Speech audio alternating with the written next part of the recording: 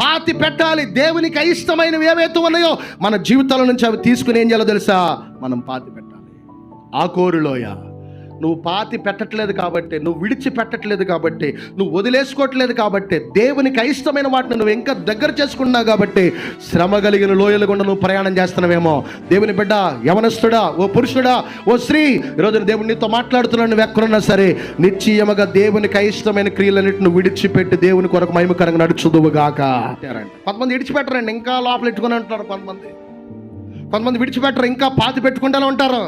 సమయం వచ్చినప్పుడు బయటికి తెద్దామలే, సందర్భం వచ్చినప్పుడు బయటికి తెద్దామలే. ఆ కోపము, ఆవేశము, చెప్పండి, చెడుతనము, అపవిత్రత, పాపపు క్రియలు ఇప్పుడు వారి జీవితాల్లో పూర్తిగా చెప్పండి, వాళ్ళ జీవితాలు విడిచిపెట్టట్లేదు. ఈ ఆకోరులో చెప్తుంది, పాత జీవితం అంతా పాతి పెట్టాలి. క్రీస్తులో మరలా తిరిగి రోజు వాక్యం చేత నువ్వు నూతన పరచబడాలా.